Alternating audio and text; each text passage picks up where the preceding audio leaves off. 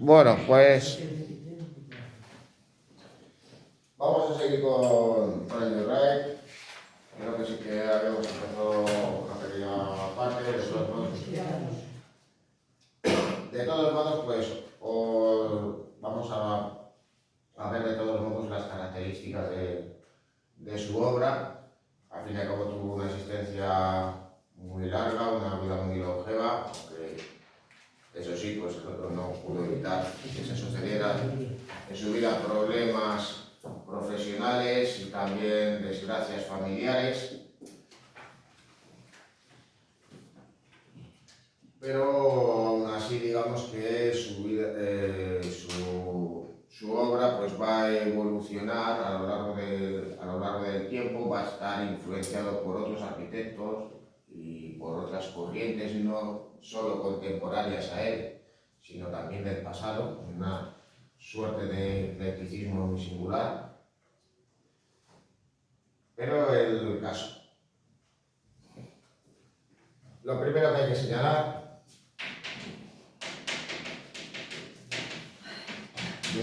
de dicho autor, el más célebre de todos los arquitectos norteamericanos de la historia,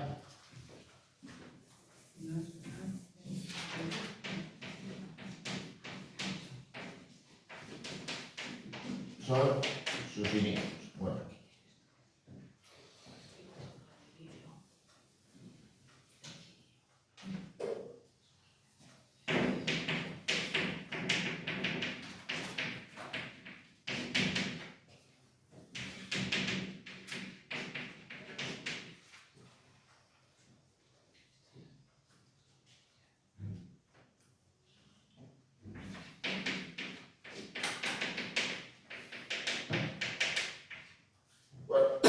Bueno, inicialmente va a estar vinculado a los principios de la escuela de Chicago.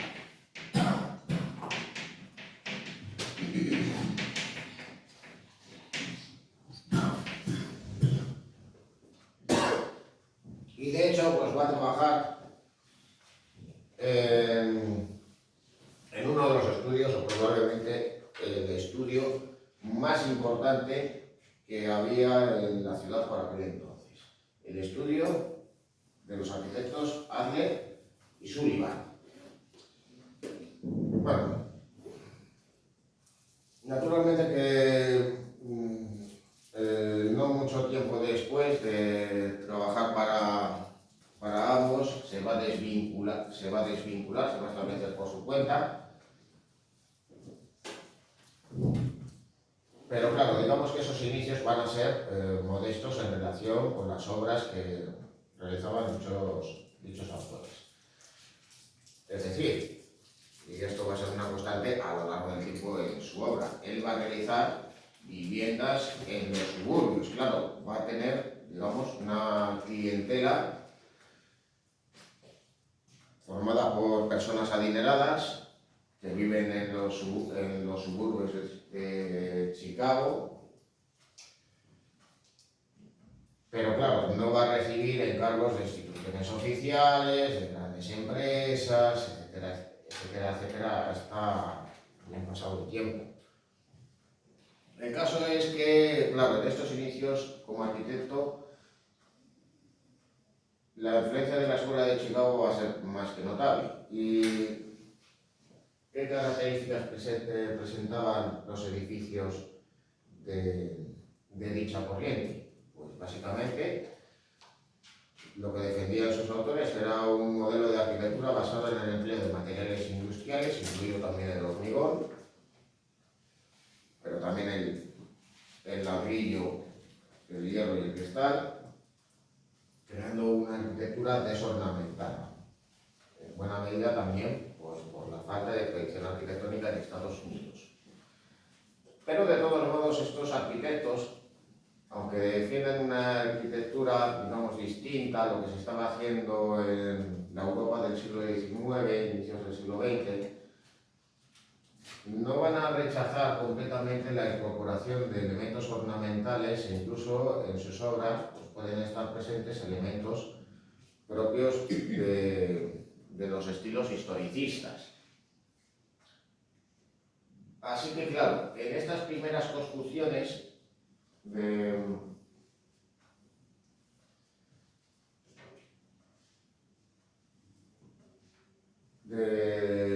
Wright, digamos que él se amolda a la moda de la época y también a lo que querían sus clientes. Con el paso del tiempo, digamos, sus criterios se van a ir, digamos, imponiendo. Y claro, ¿con qué nos vamos a encontrar? Pues con viviendas que tienen tejados muy agudos, que incorporan también el porche en el exterior y con una concepción del espacio diferente de lo que hará posteriormente Wright en sus edificios. Bueno, ¿cuál era la concepción, digamos, que tenían esas viviendas por aquel entonces? Pues había una división en el espacio interior. Era un espacio rígido y compartimentado. Es decir, nos íbamos a encontrar con habitaciones, paseos, pero también pues, venían a estar diferenciados diferentes salones, comedores. Claro, de todas maneras, aún así, en las viviendas norteamericanas de esas clases medias, más bien adineradas, que viven en los suburbios, se podía dar una circunstancia, y es que para poder ganar espacio en el interior, para determinadas ocasiones, es decir, si tuviera lugar un banquete, una reunión social, pues podían estar separados dos espacios por puertas correderas, o simplemente que se abrieran de par en par, y entonces dos salones podían convertirse simplemente en uno. Wright va a ir más allá. Va a pensar en un espacio más flexible, dinámico y diáfano.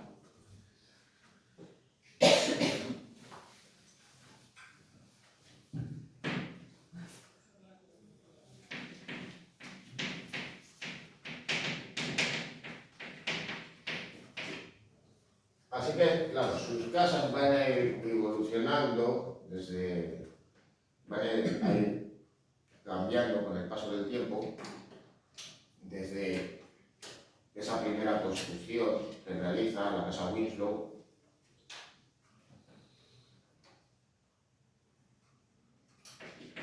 hacen las llamadas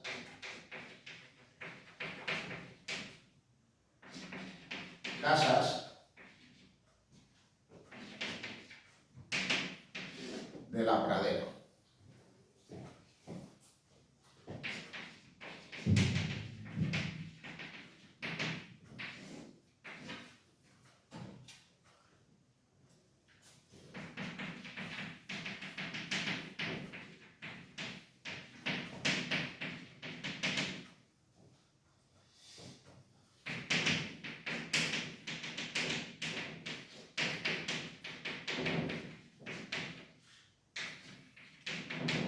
Digamos que piensa que una vivienda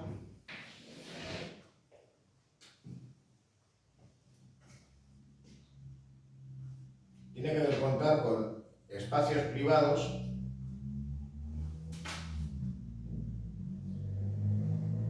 y espacios comunitarios. Es decir, él piensa que un dormitorio es un lugar íntimo, pero un comedor, un salón, un vestíbulo no lo son. Así que él cree que es mejor hacer separaciones sutiles, con simples paneles o elementos visuales que ordenen todo ese espacio interior. Él lo desarrolla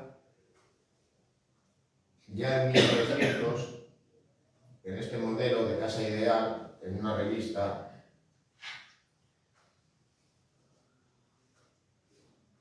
en un artículo que se llama literalmente A House in a Prairie Town, una casa en un pueblo de la pradera.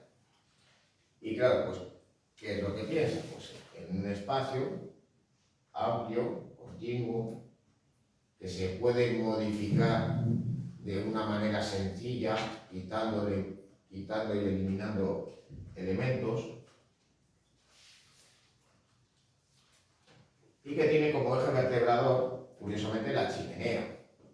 Porque al fin y al cabo, el calor del hogar, pues piensa que los miembros de una familia pues se van a reunir alrededor de ese fuego, buscando calor, pero también, digamos, comodidad y confort. Y allí, en torno a la chimenea, pues digamos que se articularía la vida familiar, independientemente de que hubiera espacios destinados como comedor, como salón de reuniones, etcétera, etcétera.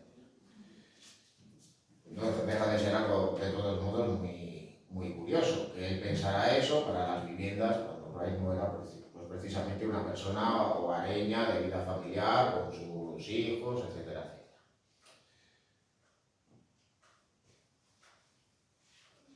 Pero Wright no se va a detener solamente en eso. Bueno, en sus primeras viviendas, y siguiendo, digamos, pues la moda de la época, pues ¿qué es lo que va a hacer? Pues realizar edificios con tejados muy agudos, cubiertos de pizarra. Al fin y al cabo, pues hay que pensar en el estado de Illinois, el estado donde está Chicago. Un lugar donde llueve, donde los inviernos pueden ser fríos, donde es fácil que en invierno se ponga a nevar. Así que, por tanto, pues, las frutas tenían que desaguar perfectamente, evitar humedades, etcétera, etcétera.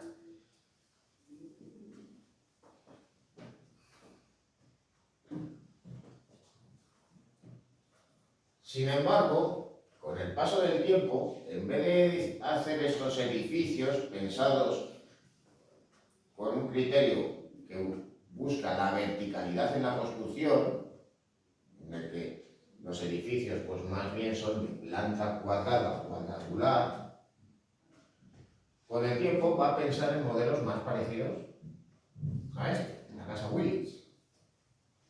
¿Y aquí qué diferencias nos vamos a encontrar? Pues, en primer lugar, con una concepción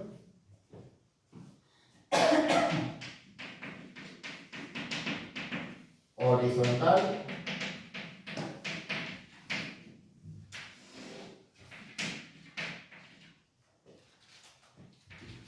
del edificio.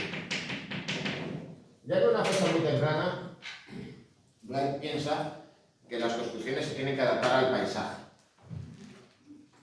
Y al diseñar las llamadas casas de la pradera, pues él piensa que al fin y al cabo las viviendas se encuentran en un terreno más bien llano y que por tanto no tienen que destacar especialmente en altura con el paisaje. Es decir, que estas obras no tienen que destacar sobre esos elementos de relieve, sino que se tienen que adaptar a él. De ahí que las construcciones tiendan a esa horizontalidad. Luego también hay otra circunstancia que va a incorporar a estos edificios, y es que los tiempos habían estado cambiando por aquel entonces y la gente que se establece en los suburbios, en vez de realizar viviendas en las cuales van a buscar vincularse con el exterior, es decir, contar con un porche donde realizar pues actividades que les vinculen con sus vecinos, es decir, alguien sale al porche de su casa en determinados momentos del día o de la semana, y allí pues también pues, se puede contar con los vecinos que pasean por la calle.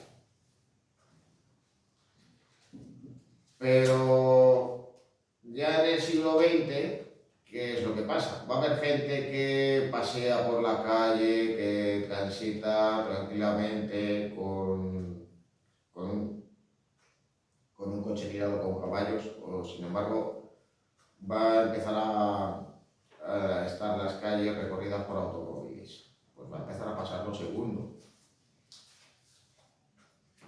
Todo eso, pues unido a que en estas áreas cada vez vivía más gente y las relaciones entre los vecinos cada vez eran más impersonales, va a llevar a que se busque una mayor intimidad en los hogares.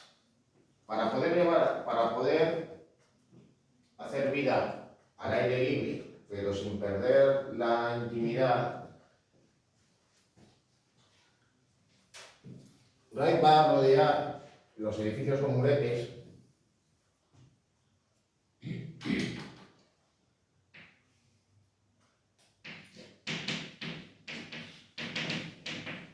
y va a incorporar terrazas, pero van a ser terrazas bajas. Es decir, digamos que va a readaptar el porche como elemento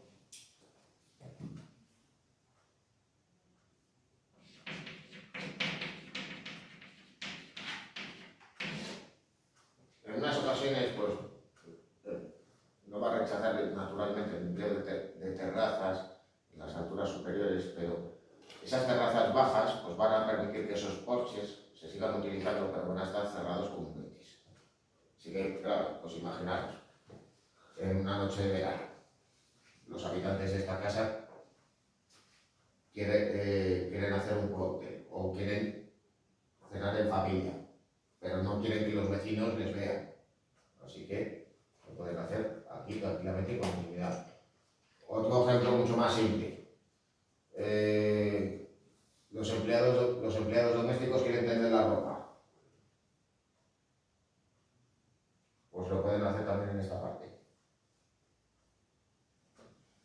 ¿Qué quedaría, digamos, al aire libre? ¿Qué se podría, digamos, ver desde el exterior? Pues aquel porche que sirva, pues literalmente para estacionar el vehículo.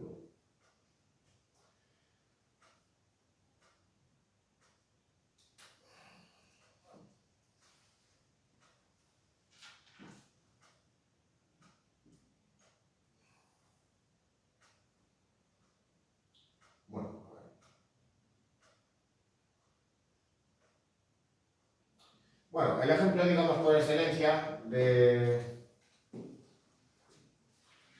este tipo de viviendas es la Casa Robi,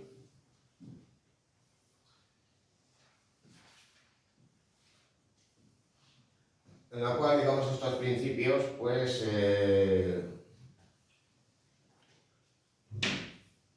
se cumplen perfectamente. Wright va abandonando progresivamente esa concepción, digamos, tradicional.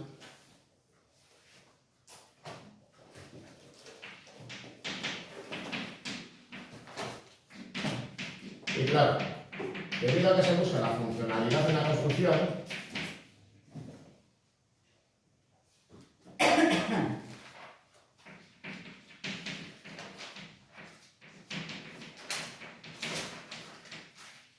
los edificios van a empezar a ser asimétricos.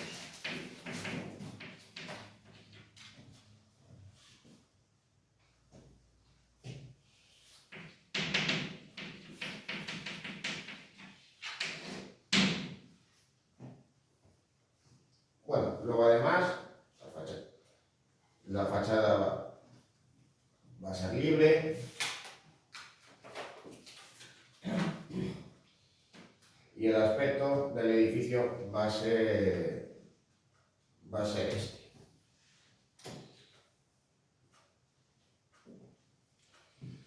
Hay que señalar que también en buena medida, debido a los encargos que él realiza, ya en estas obras pues va a estar presente el empleo de materiales industriales con otros tradicionales. Aparte de utilizar pues, el metal, el vidrio, el hormigón, en el edificio va a utilizar el ladrillo y la piedra de sillería.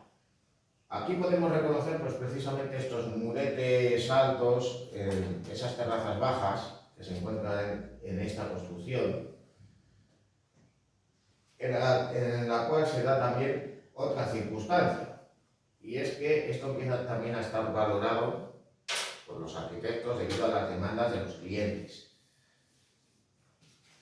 En estas casas se construyen sótanos, pero el sótano también va a ser lugar para otra cosa, y es que también se podía utilizar no solo pues, para ser lugar de almacenaje, sino que también podía ser un lugar destinado al ocio y al esparcimiento, digamos que un ocio más privado, más íntimo.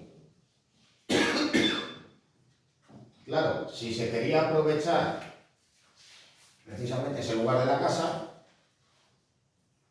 había que iluminarle. Por ello, se va a sobrelevar el sótano para poder abrir ventanas. De ahí que el edificio, de ahí que el edificio nos parezca, digamos, más alto de lo que hemos visto con anterioridad. Esto, digamos que es cierto, pero claro, que tenga más altura no quiere decir que no nos dé esa sensación de construcción horizontal que hemos visto antes.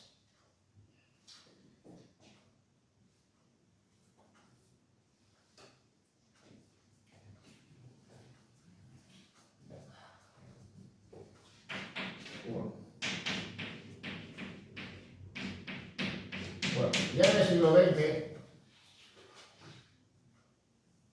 en los inicios del siglo XX,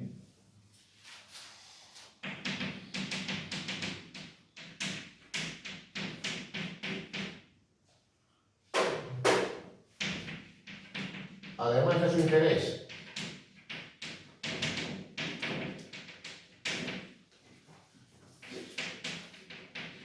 por el uso de una iluminación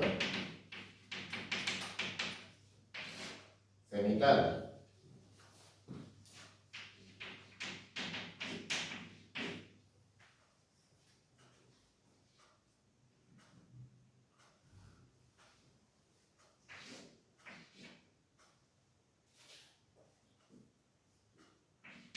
y el número de espacios diáfanos,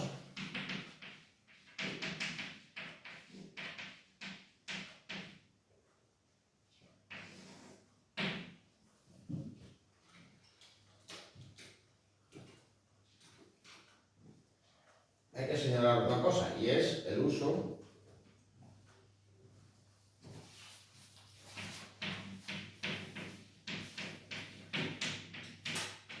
de materiales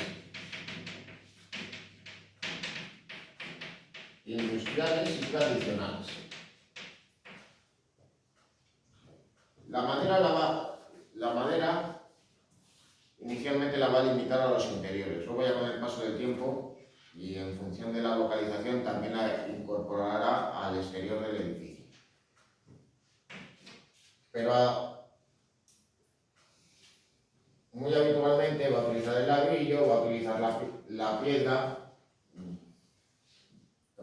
además la roca propia de la zona, y en ocasiones además de aparejo de irregular, con lo cual incluso utilizará la piedra de mampostería.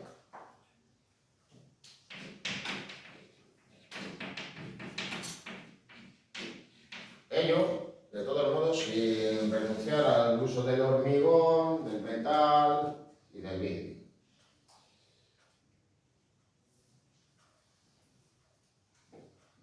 Bueno, sobre ese gusto por la iluminación central y su interés por los espacios amplios y diáfanos, digamos que aquí hay una muestra, aunque luego ya veremos un ejemplo más adelante, donde irá más lejos que aquí. Bueno, en el edificio El Arkin, un edificio desaparecido que estaba en la ciudad de Búfalo, idea un edificio de oficinas en el cual había despachos privados y un área de administración. Y claro, los oficinistas que trabajaban codo con codo, ¿dónde lo van a hacer? pues en este espacio, digamos a modo de patio cerrado, que se cubre con una cristalera, por tanto la luz llegaría desde arriba y el espacio sería un espacio pues, iluminado con esa luz evitando pues, digamos, pues, luces, el necesario de la luz eléctrica y la existencia pues, de sombras duras que dificultasen el trabajo de los empleados.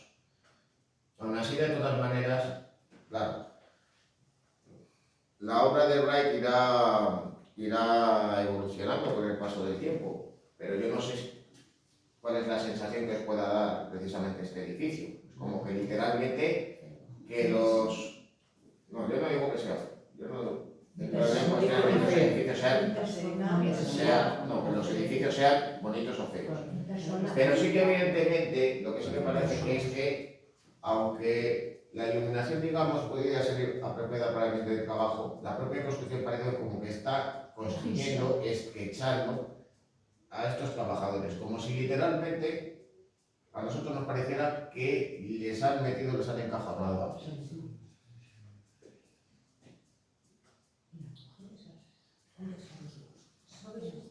Bueno, luego, de todos modos, aparte de que se abriera en la cubierta superior espacio para la ubicación de ventanales,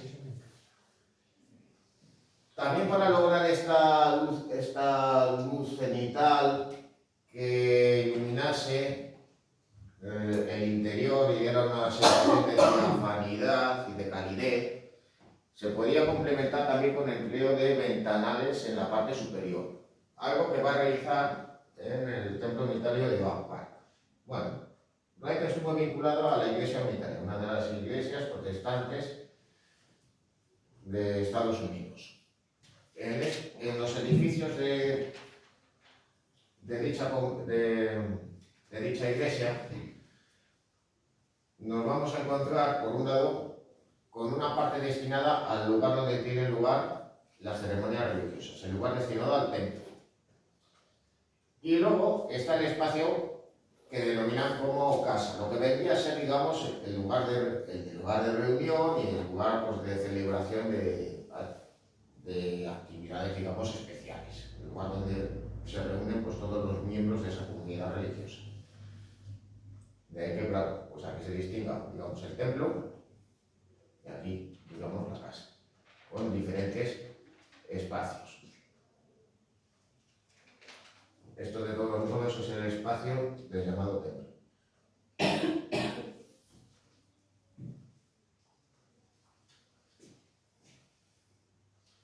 Bueno, ya en relación con lo que vamos a ver en continuación, hay algo de todos modos que os puede parecer curioso por las semejanzas. Aunque evidentemente el arte egipcio no es un arte, digamos, que él va a tener presente en sus construcciones, digamos que hasta cierto punto nos puede recordar a ese tipo de construcciones, porque va a incorporar, digamos, pues, en los templos egipcios, curiosamente, independientemente de su altura, da una sensación de horizontalidad, combinando los muros de piedra con el empleo de pilares. Incluso hay una etapa dentro del arte egipcio donde desde el exterior se ven los pilares del templo. Pues bien, digamos que hasta cierto punto pues, se asemejarían a esas construcciones egipcias, pero en realidad Wright no se inspira en estas construcciones, sino que se va a inspirar en otros estilos del pasado. ¿En cuáles serían? Bueno,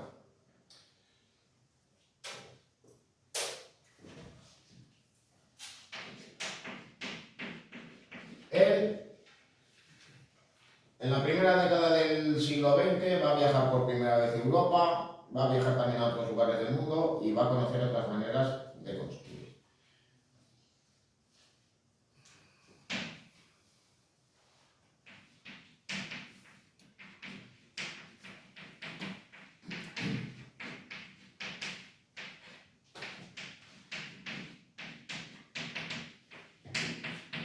En primer lugar, inspiran en la arquitectura precolombina y especialmente en las culturas maya y azteca.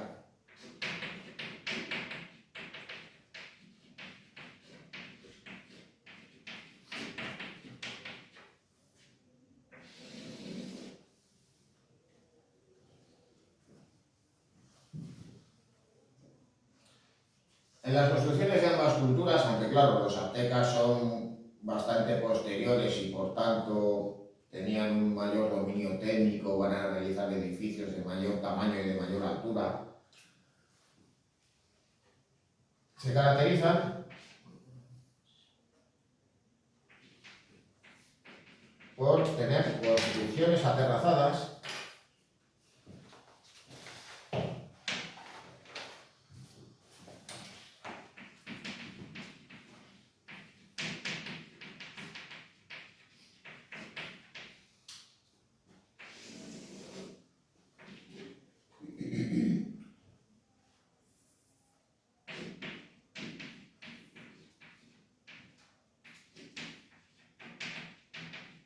y luego además los motivos decorativos de sus edificios los va a incorporar el arquitecto, pero eso sí, sometidos a una estación, con lo cual, digamos, estos elementos decorativos de sus edificios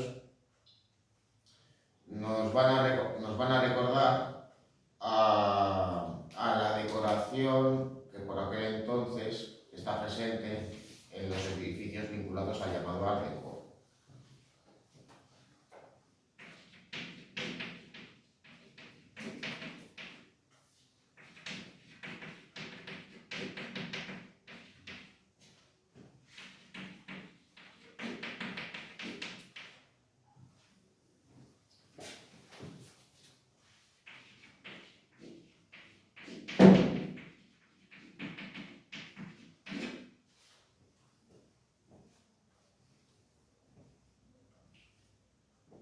Así que digamos que esos elementos que quizás nos puedan recordar al estilo de la Secession, es decir, al modernismo vienés, o a las construcciones del llamado protorracionalismo, vendrían a estar presentes en este tipo de obras de las décadas de 1910, 1920, de su producción. Fruto de esa influencia, pues cabe citar este edificio, los Midway Gardens de Chicago. Él había estado en Alemania y había conocido los Beer Gardens. Por eso, él decide llevar a cabo este proyecto en cuanto se le ofrece, donde realiza un edificio pensado pues para que tuvieran lugar actividades al aire libre, es decir, en esta construcción había salones privados, pero también un espacio público, donde la gente podía comer, podía beber, podía asistir a espectáculos musicales, de music hall. Bueno, el edificio se inaugura en 1914, pero el negocio acaba quebrando y el edificio desapareciendo. Bueno, ¿por qué? Bueno, pues porque, claro, un espacio pensado para que entraran pues centenares de personas en una época en la cual se había aprobado la ley seca, pues evidentemente pues aquellos que querían pues bebidas alcohólicas pues no lo iban a hacer en un gran espacio de aire libre rodeados pues de casi una multitud. Y ahí, digamos, de ahí la desaparición de dicho lugar. Que de todos modos pues parece como una suerte de ensayo previo de lo que él realizará más tarde en Japón, como veremos a continuación. Bueno,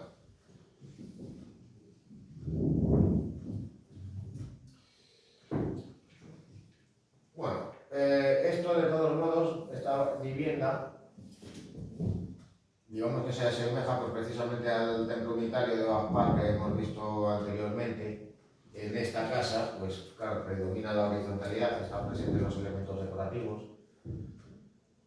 También esas estructuras aterrazadas de inspiración maya y azteca, porque también hay que sumar otra cosa, y es que Wright va ganando fama como constructor de edificios y especialmente de casas, así que empieza a trabajar fuera del área metropolitana de Chicago y empieza a tener encargos, muy especialmente en California.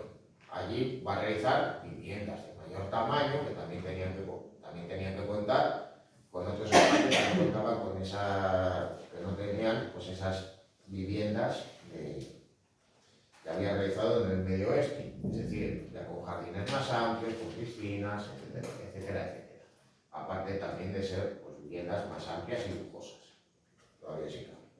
Sería el caso de la casa Hollyhock, que veis ahí, aunque de todos modos, pues tuvo una modificación importante ya con posterioridad de otro arquitecto relevante de la época, el europeo Richard Neutra. Richard Neutra es un arquitecto pues, vinculado al racionalismo, que se estableció en Estados Unidos, también fue un importante arquitecto en cuanto a la realización de viviendas, pero no vamos a abordar su obra. Bueno, aquí tenéis de todos modos unos detalles de la misma. Y donde digamos que se ve más esa suerte de influencia de los motivos mayas y aztecas, se ve en esta casa, la casa Ennis de Los Ángeles, donde además esa estructura terrazada propia de las pirámides precolombinas, en cierto modo, pues se viene a observar aquí. El edificio trata de adaptarse al terreno, teniendo por tanto una estructura aterrazada, pero de todos modos pues también contaba con espacios que servían de mirador. Al fin y al cabo la casa está en una colina, permitía observar toda la ciudad de Los Ángeles. Y además pues observáis esos detalles ornamentales en el exterior realizados en piedra, que son elementos geométricos sometidos a abstracción, basados precisamente en la decoración de los edificios mayas y aztecas de ese arte precolombino. Bueno, sobre esta casa, pues ya particularmente, pues hay que señalar que ha servido de escenario a varias películas norteamericanas, por eso tenía un enlace a un vídeo en la que precisamente pues hace un recorrido por la vivienda, precisamente este actor.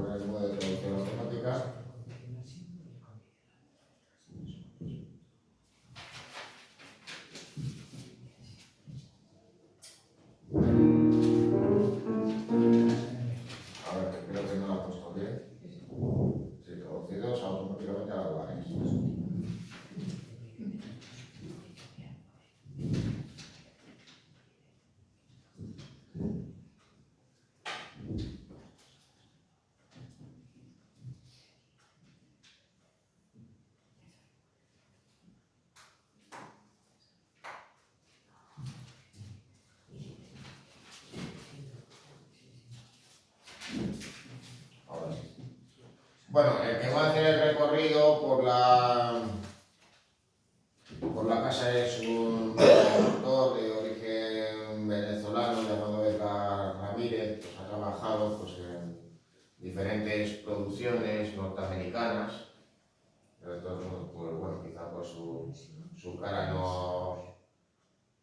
no suena, pero de todos modos, pues bueno, pues ya que la casa pues, ha servido de localización para diferentes películas, pues que mejor que un actor pues haga precisamente eso.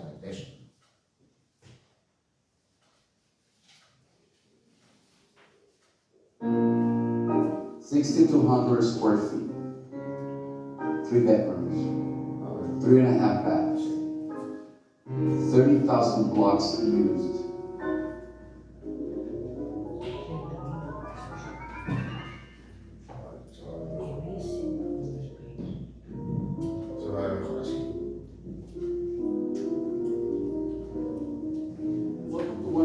most unusual and most celebrated houses in the United States.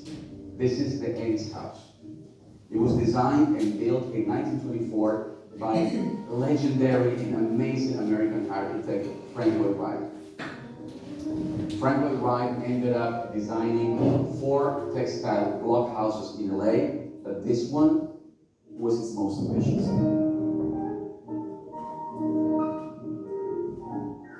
Each block of the house was cast by hand, made of gravel, granite, and sand from the sides. And actually, there's a quote by Frank Lloyd Wright that says, "Concrete block, the cheapest and ugliest thing in the building world. It lived mostly in the architectural gutter. Why not see what could be done with that gutter rack?"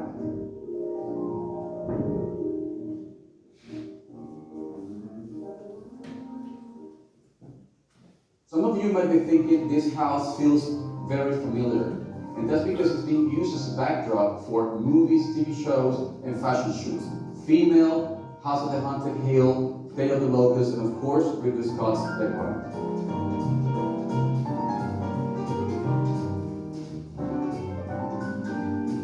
Back in the 20s, LA was a boom town. There are neighborhoods today where almost every style of housing is represented. In LA, anything goes, but there's nothing quite like this.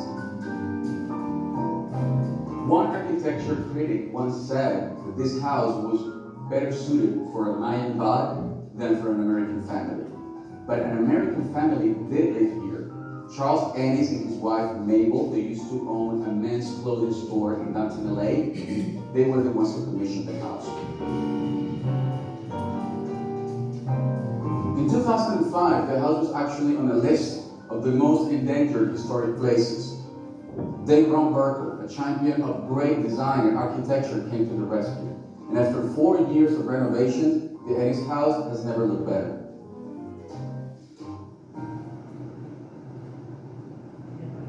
Frank Lloyd Wright wrote to the Ennis, "The result is going to stand on that hill 100 years or more. Long after we're all gone, pilgrimages will be made to it by lovers of the beautiful from everywhere."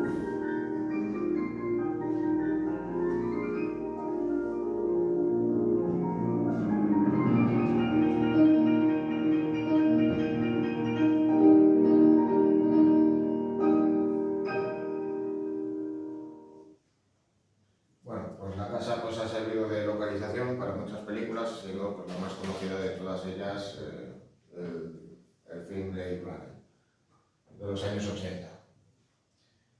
Bueno, luego además pues habéis podido comprobar pues, precisamente las vistas de toda la ciudad desde la terraza del edificio. Bueno, si la ciudad estuviera menos contaminada sí cabe todavía más espectaculares, pero bueno.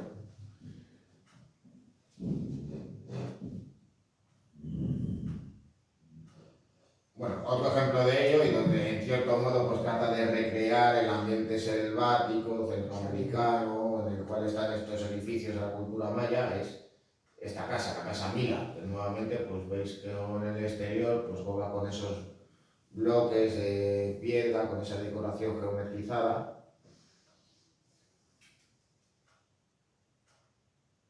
Que luego además, pues no sé si recordáis precisamente del vídeo, pues que la piedra era la propia de la zona, que era vista pues como una piedra fea y tosca, y Wright pensó pues que mejor que explorar pues precisamente las posibilidades de dicho material en la construcción para revestir el edificio, pero también para decorar los interiores.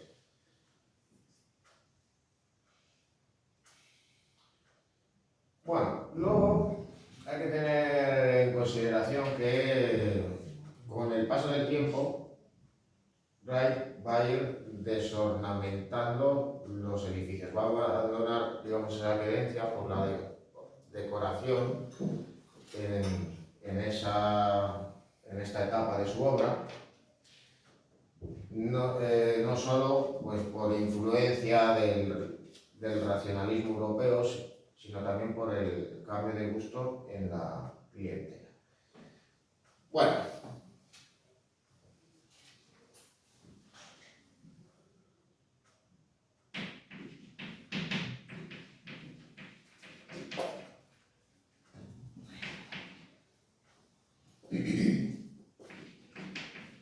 más notable va a ser la influencia de la arquitectura tradicional japonesa. Y va a haber un hecho, además, que va a hacer que Frank Lloyd Wright tenga una vinculación pues, más estrecha con la cultura japonesa y que lo incorpore a su obra asimilar. Y es el hecho de que trabajase ahí. Bueno, él, aunque viajó fuera de los Estados Unidos, trabajó muy poco fuera del país, aunque eso sí, tuvo un encargo importantísimo en el cual pues, estuvo implicado durante mucho tiempo. Que fue el Hotel Imperial de Tokio. Bueno.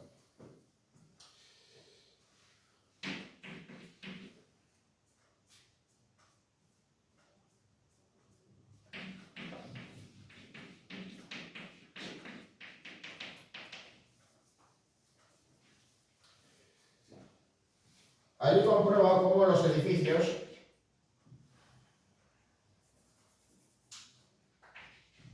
están concebidos como si fueran módulos.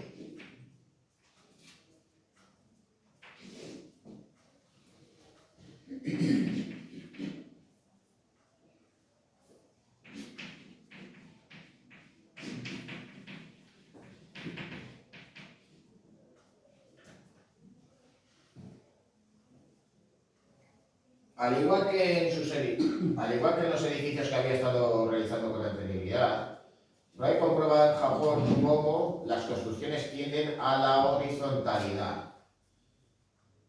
Los edificios, digamos, cuanto más importantes son, más espacio ocupan en el terreno.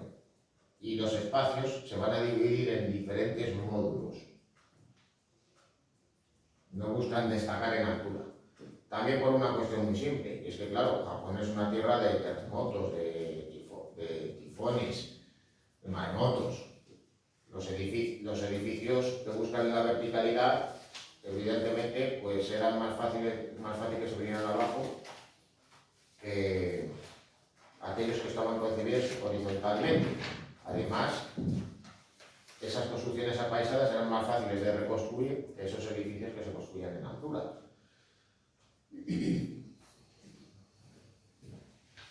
Luego, además, también comprueba cómo los japoneses siguen empleando materiales tradicionales. Él los va a combinar con materiales industriales.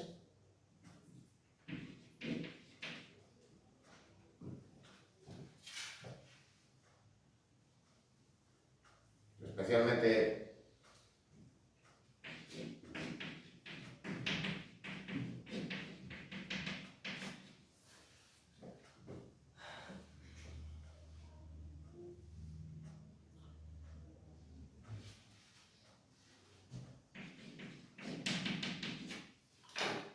el hormigón armado, pero sobre todo hay algo que le va a interesar especialmente a Wright y es la vinculación entre edificio y naturaleza.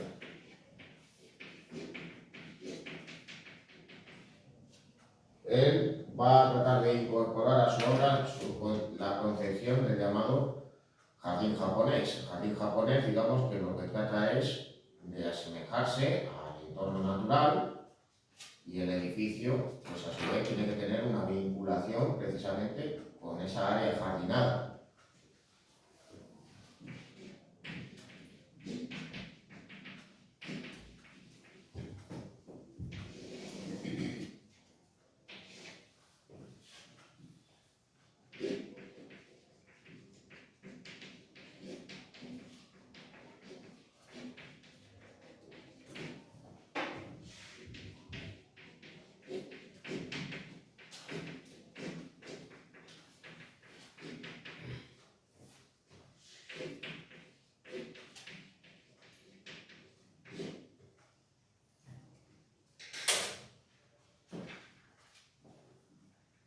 Así que claro, cuando él realiza el Hotel Imperial de Tokio, una tipología de edificio que no había abordado hasta aquel entonces, pues trata de realizar una construcción moderna que respondiera a las necesidades de la clientela en un edificio con una gran capacidad para dicha época, pero respetando pues, elementos propios de la cultura japonesa. Va a incorporar elementos ornamentales sometidos a la abstracción, pero también va a realizar una construcción horizontalista con diferentes módulos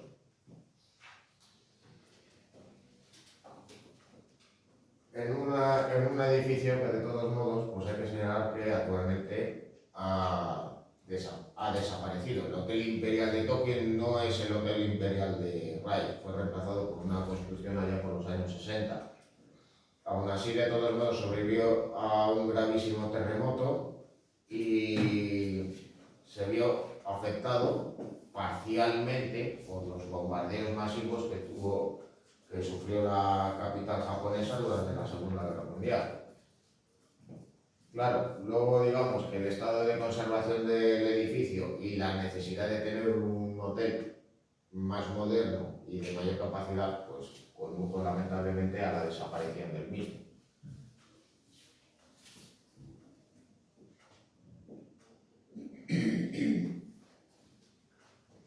Bueno, pues vamos a ver cómo era ese edificio en esta recreación infográfica.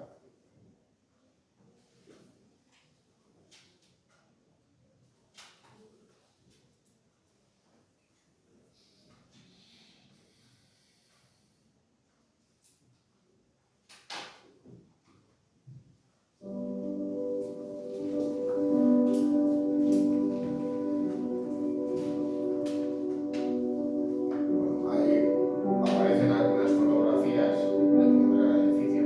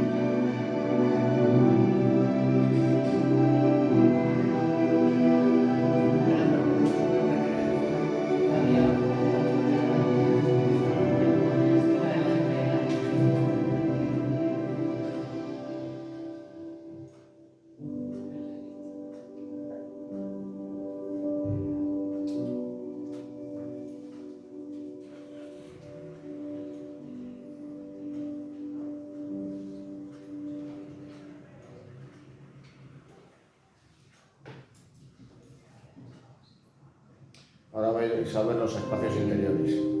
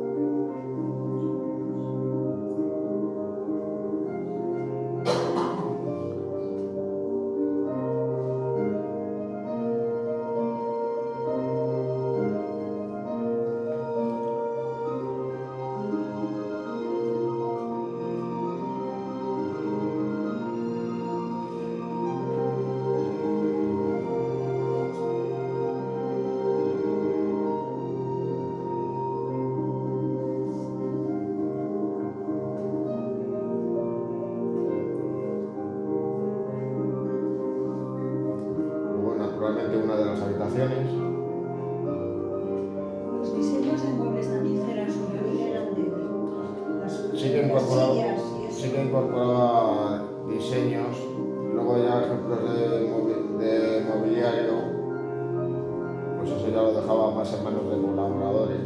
Sobre todo las sillas, que son preciosas. Para cómodas no tienen. Hasta un ratito comiendo.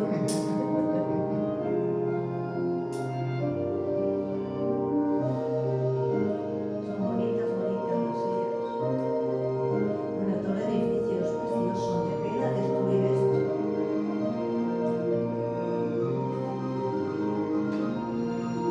La verdad, qué cabeza tenía el señor, ¿eh?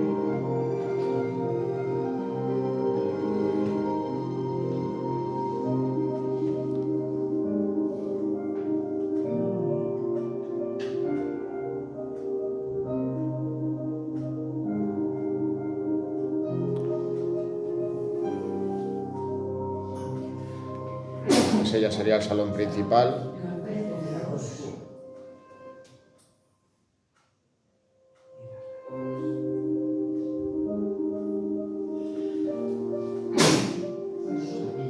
Mira, las sillas son las mismas en todos los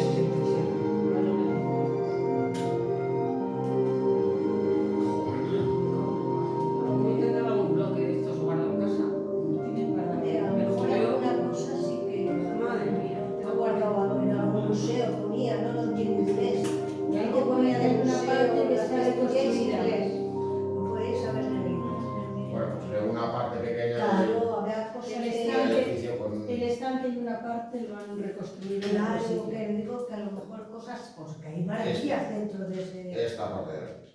Claro, cogen los bloques, les numeran el pim. Claro. Bueno, de todos modos, pues hay que señalar pues otra cosa. Esto ya serían pues, unas imágenes de interior de algunos salones que hemos estado viendo antes, también el salón principal. Esa planta dispuesta en H y las secciones transversales y longitudinales del edificio. El gran salón, pues por cierto, se encontraría aquí.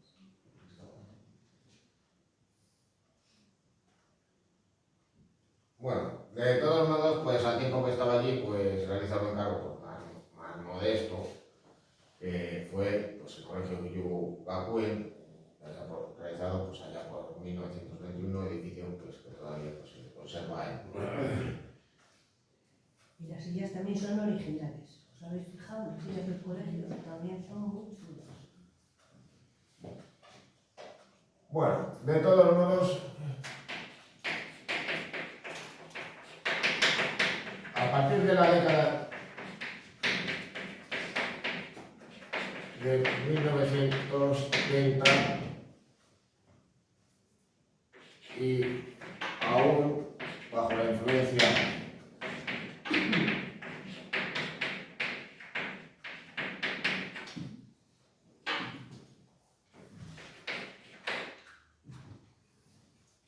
del protorracionalismo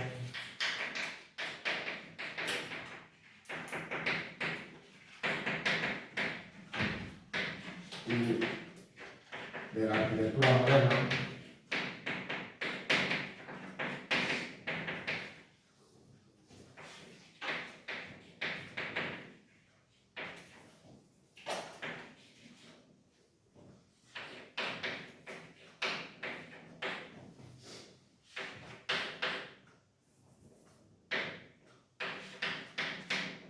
lo que le llevó a un estilo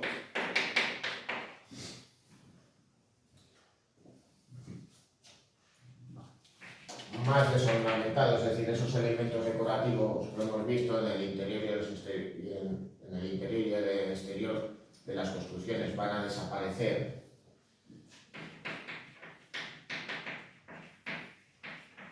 Su obra pues, va a vivir pues, un cambio más que importante. De todos modos, pues la década de 1930 para Wright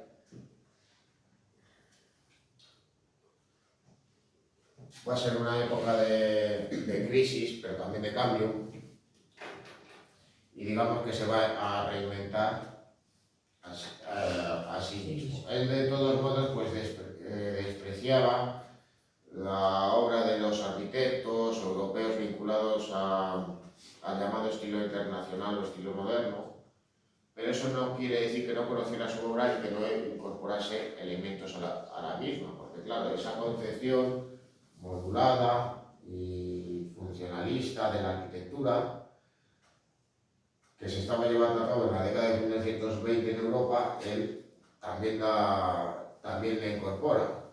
Él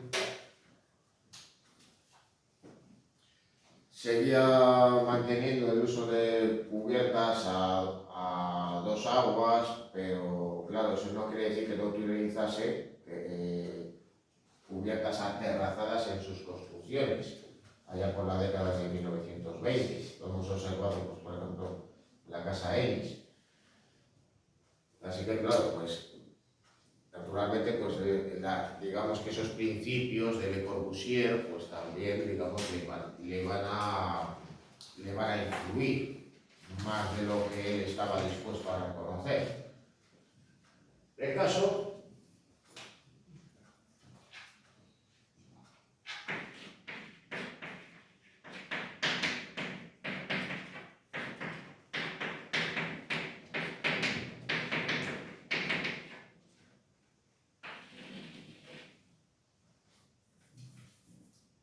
es que el uso de la planta libre y una concepción, digamos, más desornamentada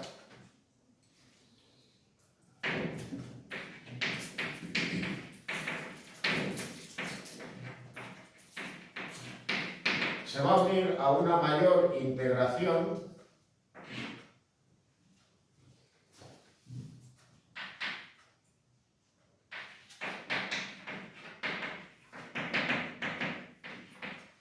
entre edificio y paisaje. Esto ya era algo que él tenía en cuenta en sus construcciones, y muy especialmente en la llamada Casa Taliesin, es decir, su propia residencia en el estado de Illinois.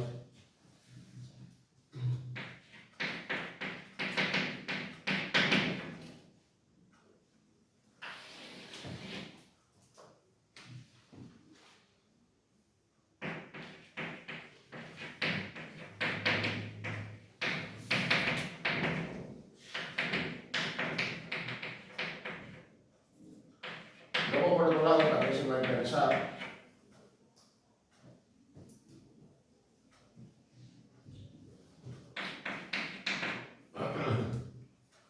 por cuestiones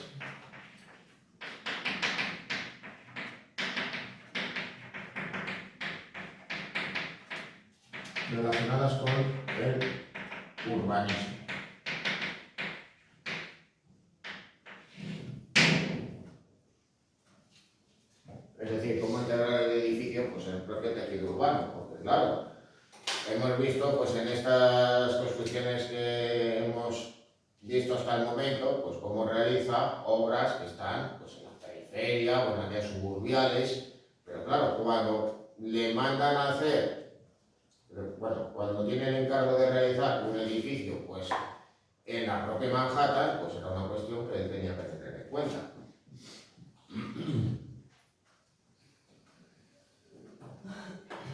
Bueno, al tiempo que aborda nuevas tipologías,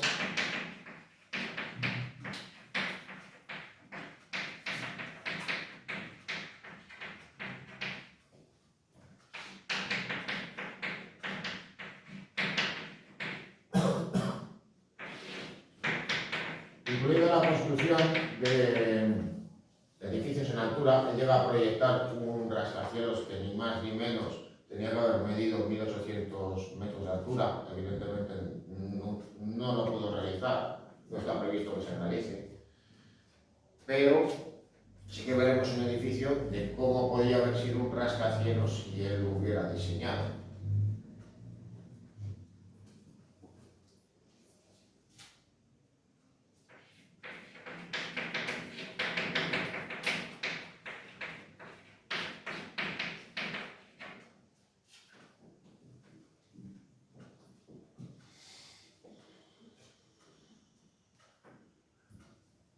Él, al tiempo, va a idear una arquitectura que propiamente denomina como orgánica.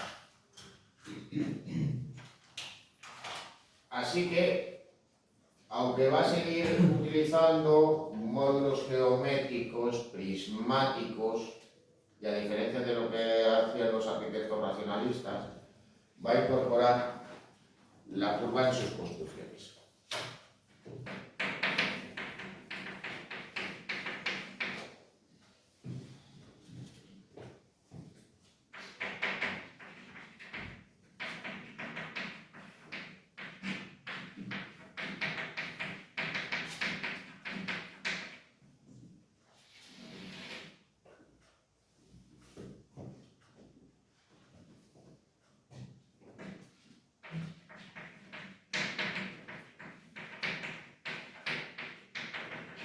Es decir, lo que va a buscar es que los propios edificios se asemejen más a lo que está presente en la naturaleza. Y en la naturaleza nos encontramos normalmente con líneas rectas, con ángulos a 90 grados. No, nos encontramos porque la naturaleza es curva, asimétrica.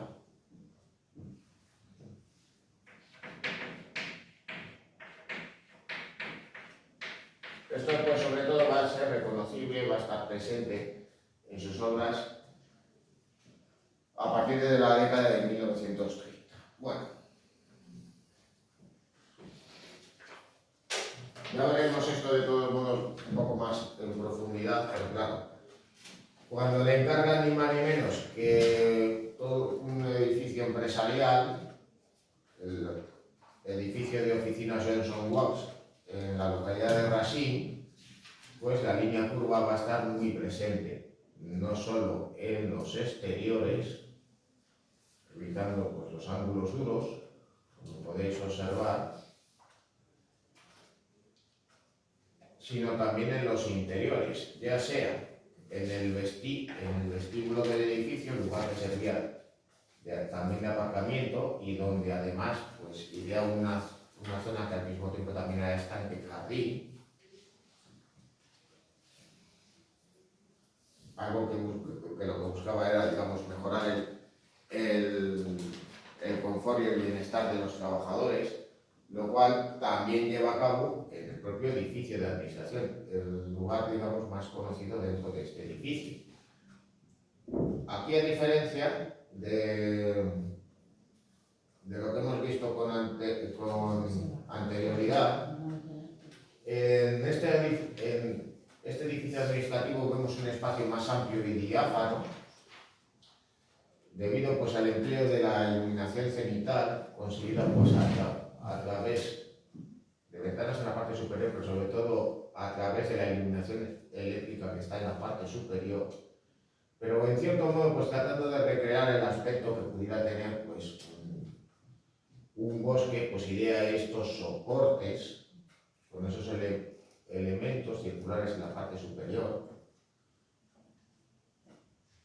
y que en cierto modo pues vienen a ser una suerte de abstracción de una flor o de un árbol. Así que claro, pues de todas maneras esta multiplicación de soportes pues incluía también pues el cableado eléctrico para la iluminación.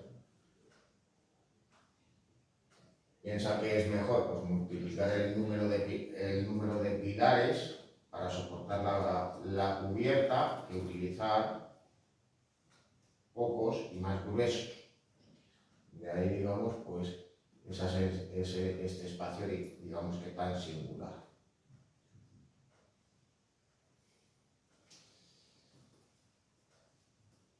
Bueno, ya pasando un poco más hacia adelante, aquí vemos pues otras viviendas que va ideando en este momento, el cual pues también, digamos, en esa búsqueda del confort y del bienestar, pues curiosamente, pues va a jugar con las líneas geométricas, jugando con, digamos, con cierta simetría en la llamada casa colmena, donde en vez de emplear, digamos, líneas prismáticas, juega con la forma del hexágono, incluso también en el propio pavimento de la casa, combinando la piedra y el ladrillo con el metal y el cristal.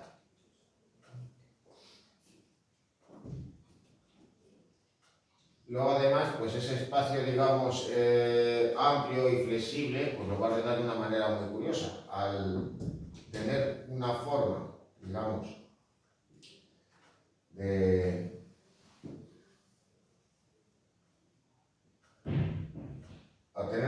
más o menos angular,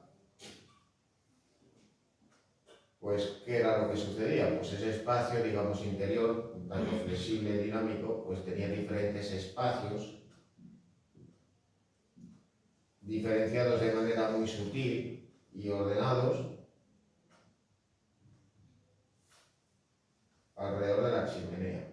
Es decir, la chimenea de cierto modo pues, lo que hace es separar pues, estos espacios que se encuentran aquí en esta suerte de casa de campo.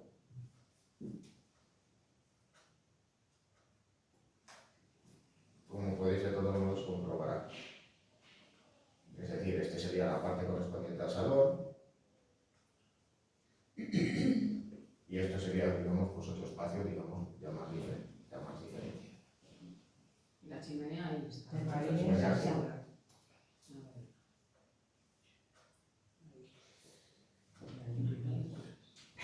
Bueno, no hemos visto, ya de todos modos, cuando veamos cuando volvamos a ver los ejemplos de sus obras, pues veremos la casa Taliesin que levanta en Illinois. Como él, de todos modos, pues trabaja también en la costa oeste, pues también tenía que tener su vivienda. Y él, digamos que era un enamorado del desierto, y claro, él piensa que por qué no establecer su casa y lugar de estudio en Arizona, en las cercanías de Phoenix. Al fin y al cabo, pues así no estaría inmerso en la vorágine de Los Ángeles, pero tampoco estaría tan lejos. Así que claro, pues ya piensa en una vivienda, pues evidentemente amplia, porque al fin y al cabo también era su lugar de trabajo, en la que pues, va a combinar pues, materiales industriales con otros tradicionales. Va a incorporar la madera a la construcción y también la piedra de mampostería. Lo que hace es, digamos, recrear las construcciones tradicionales de la zona. Claro, en vez de utilizar pues, el barro secado al sol, pues, va a utilizar cemento. Todo ello pues, con elementos, digamos, propios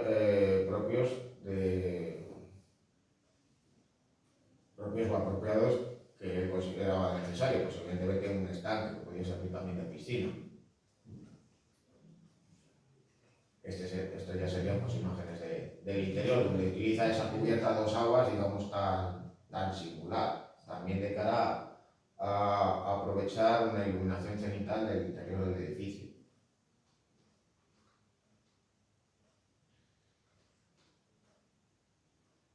Bueno, aunque la imagen no sea muy buena de aquí de esta sección longitudinal, aquí podemos apreciar, y esto ya lo veremos en la Casa de la Cascada, cómo Wright trata de adaptarse a la irregularidad del terreno, respetándolo y buscando precisamente alterarlo lo menos posible. De ahí que levante una terraza en voladizo en esta vivienda de campo, la llamada Casa Sturgis, en Brentwood Heights, creo que se dice así.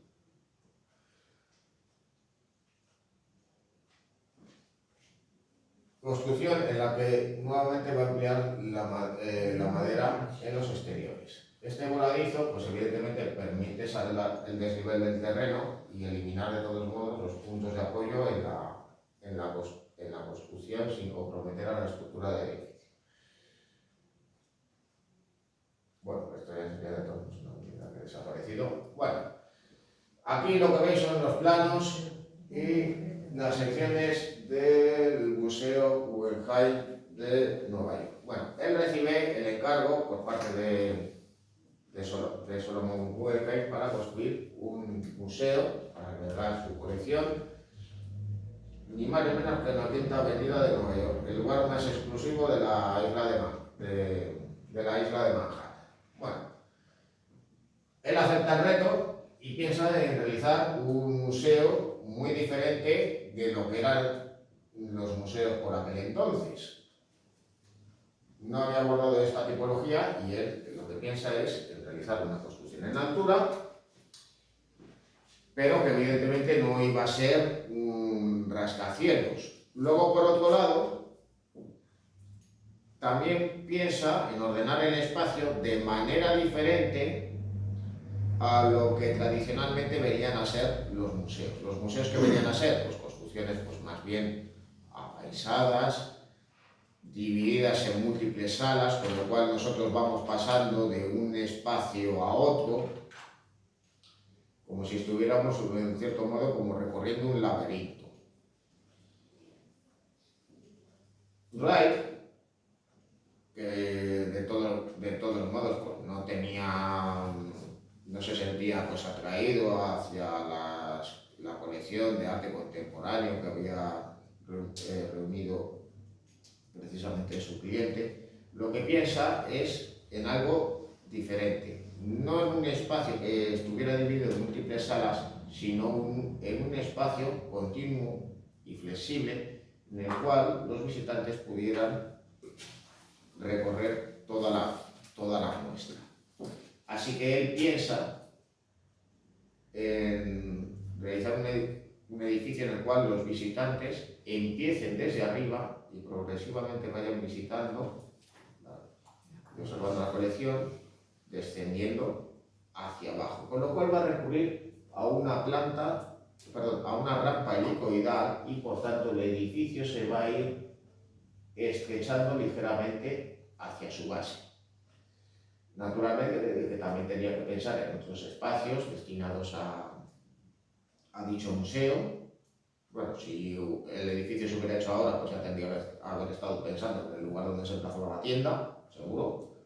Eso seguro, a la salida para que no te quede todo en medio. Pero de todos, sí, pues a la salida para que no te quedes sin comprarte un imán o algo así. Pero de todos modos, claro, cuando él plantea el proyecto, pues claro, pues qué es lo que piensa, porque había diseñado pues, poco más o menos un aparcamiento para coches. Bueno, él de todos modos pues, proyectó también pues, un aparcamiento para vehículos, entre tantas y tantas obras. Pero de todos modos, pues el diseño de la construcción parecía, pues, digamos, pues demasiado rupturista. De hecho, pues claro, todavía en la actualidad nos aparece pues, un edificio pues, realizado en el siglo XXI, más acorde a las nuevas propuestas arquitectónicas que hay ahora que aquello que estaba en mente de los constructores mediados del siglo XX. Claro, luego al tiempo también piensa en iluminar cenitalmente la construcción, con lo cual pues va a idear esa cubierta instalada en la parte superior. Esto de todos modos en los museos es muy común.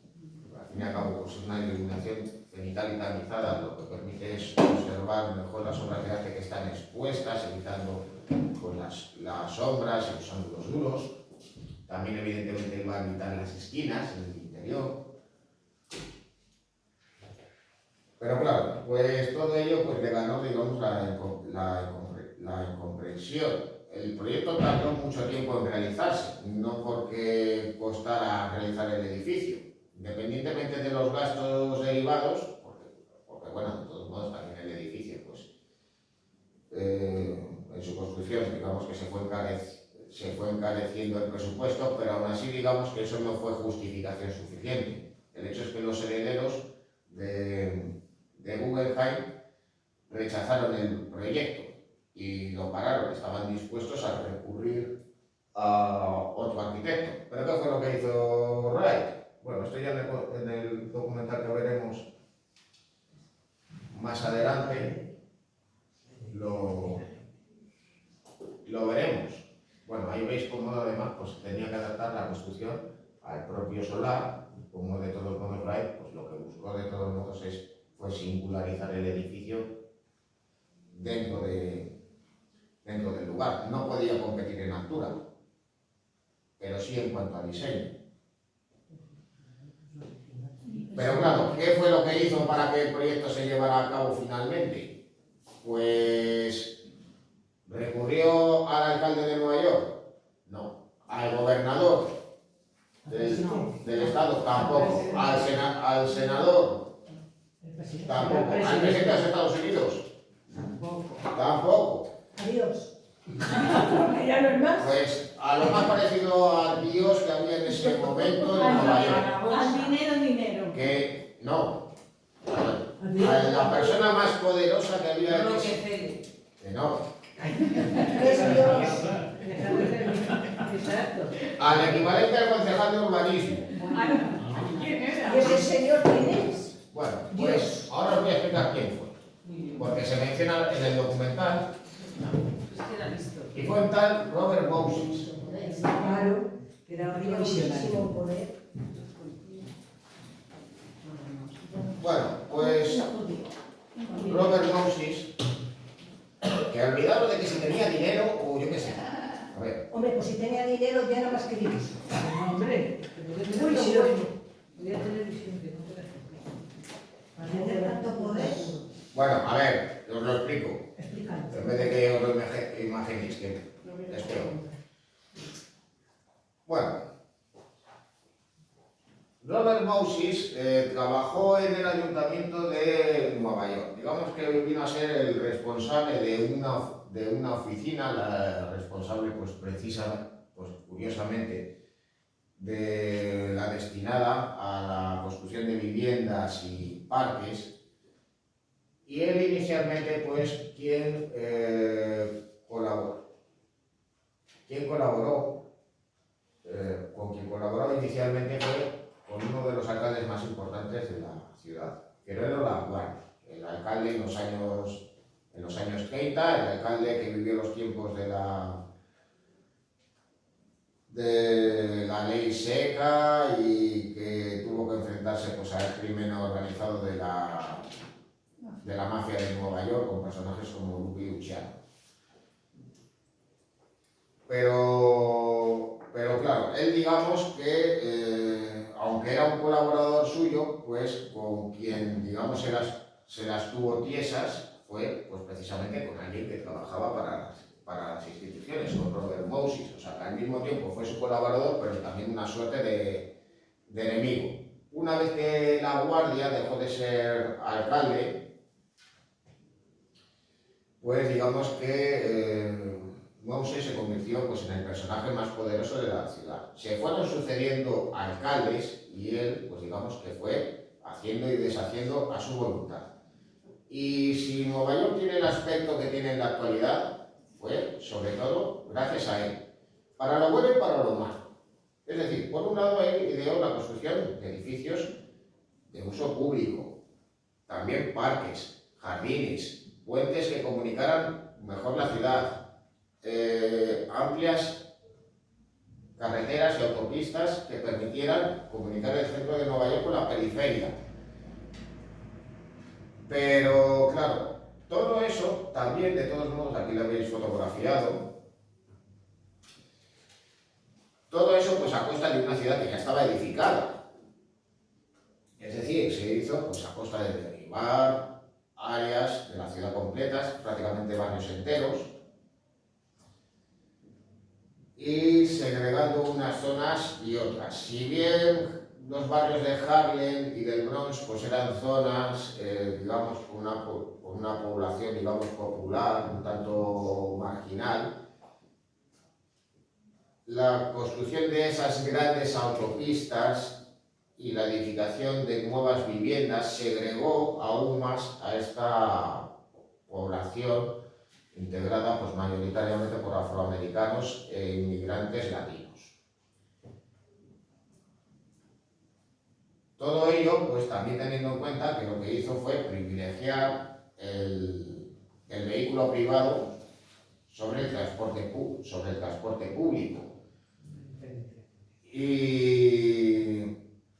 Y de hecho, pues claro, todas estas reformas urbanas pues dejaron pues la que hizo el barón de Haussmann en el París del siglo XIX, un poco más o menos que un juego de chinos, un juego de niños. Bueno, todo esto pues lo fue realizando pues, en las décadas de 1940, 1950, 1960, con polémicas de todo tipo. Incluso pues hay un hecho pues digamos muy singular. A ver. Bueno, en Nueva York digamos que el equipo de béisbol más conocido son los Yankees, pero también había otro equipo muy importante en la ciudad, los Dodgers. Bueno, el dueño del equipo quería poder construir un estadio nuevo en la ciudad. Y Moses se negó. Y como medida de presión, el dueño dijo, bueno, pues si no me dejas hacer un estadio nuevo, me llevo el equipo a otra ciudad. Pues se lo llevó a Los Ángeles. De ahí que pues entre los aficionados del equipo, pues dijeron, bueno, pues si un aficionado de los Dodgers tuviera 2 balas y tuviera delante a O'Malley, a Hitler y a Stalin, ¿a quién dispararía? Pues a O'Malley 2 veces. Lo que hizo pues sería pues algo parecido, yo qué sé, pues si Florentino Pérez, si no lo hubieran dejado hacer una reforma del Santiago Bernabéu, pues que hubiera dicho, pues si no me dejáis hacer esto, me llevo el equipo a Barcelona. Y si hubiera sido el Real Barcelona. Para que os hagáis una idea. Así que claro, pues ahí tenéis de todos modos pues, la imagen de este personaje que de todos modos pues entre otras cosas pues impulsó pues lugares como el Rockefeller Center de Nueva York. Que Rockefeller fue el que puso el dinero, pero digamos, la ordenación urbana del espacio la hizo él. Bueno, con esto pues lo vamos a dejar ya.